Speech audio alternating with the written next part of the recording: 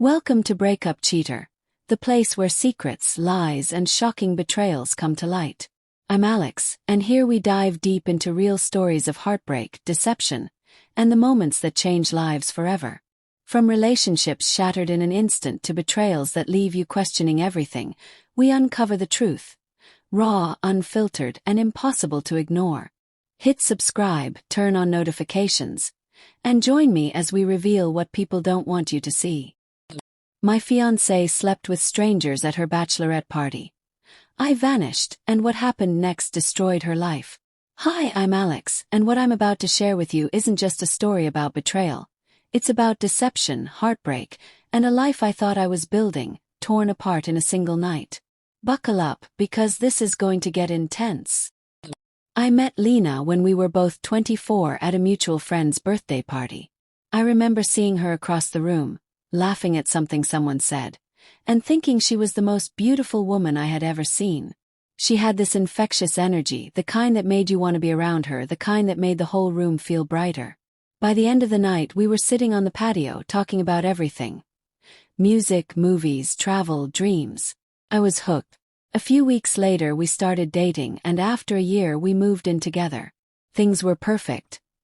Or at least I thought they were. Sure, Lena liked to party more than I did, but I figured we balanced each other out. I was the grounded one. She brought the excitement. When I proposed last year, I was sure I'd found my forever. She cried when I asked and said yes immediately. We spent months planning the wedding, choosing venues, tasting cakes, arguing about whether to have an open bar. I truly believed we were building a life together. But apparently I was wrong. It all started with a package. A small gift bag left at our apartment door. I wasn't supposed to be home that day. My shift had ended early, and I decided to surprise Lena by cooking dinner. The bag had a glittery tag that read, "To the wildest bride-to-be. You deserved every second of it. Love, Tori." Tori was Lena's best friend. Loud, dramatic, and a little chaotic, but I tolerated her for Lena's sake. Still, something about that note felt wrong. Inside, the usual bachelorette party trinkets spilled out.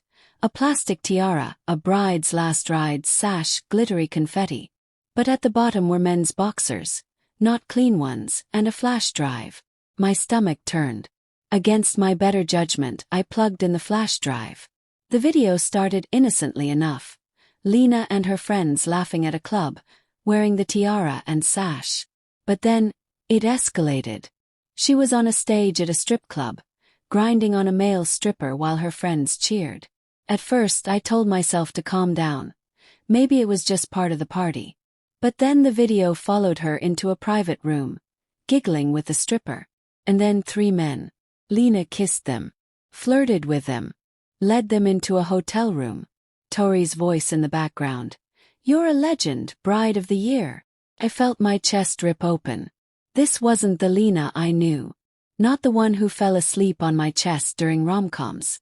Not the one who talked about starting a family with me. That night, Lena came home like nothing had happened. She kissed me on the cheek, asked about my day. I nodded, smiled, but inside I was done. The next morning, she left for work, and I vanished. I packed my duffel bag with clothes, toiletries, chargers, anything I could grab without thinking too much. I called a small resort 2 hours away and booked a week-long stay. I needed space. I canceled the wedding quietly, telling the venue, "Change of plans." No explanation. I got in my car, drove without looking back. Lena's calls and texts blew up my phone, but I ignored them. I wasn't ready for lies or excuses. At the resort, the quiet finally let me breathe. For the first time, I realized I hadn't just left a relationship. I'd left the life I thought I was building. But Tori, she was still a problem. She wasn't innocent. That video wasn't a candid recording. It felt like a trophy, like she was proud of what she'd orchestrated. I used a burner number to text her. "We need to talk about Lena. Coffee shop, noon tomorrow." The next day, she arrived smug as ever. Bright pink blazer, heels, sunglasses indoors. I confronted her with the videos and messages. She tried to downplay it. "It's tradition. Every bride deserves one wild night." But I was done listening. I told her. You were supposed to have her back. Instead, you helped destroy everything we built together. Her eyes widened. I left her there, realizing that while Tori pushed Lena had made her own choices.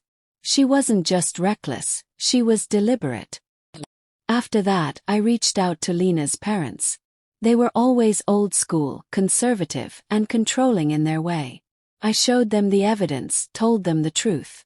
Their reactions were a mix of horror and anger, but they appreciated knowing the full story. Lena's betrayal had finally met the consequences she deserved. Her perfect life shattered. The wedding was off. I was free, and for the first time in years I felt peace. I lost someone I thought I loved, but in the process I found myself. Some betrayals aren't just painful, they're revelations. If you've ever had your world turned upside down by someone you trusted, you know what I mean. Thanks for watching, and remember, sometimes walking away is the bravest thing you can do.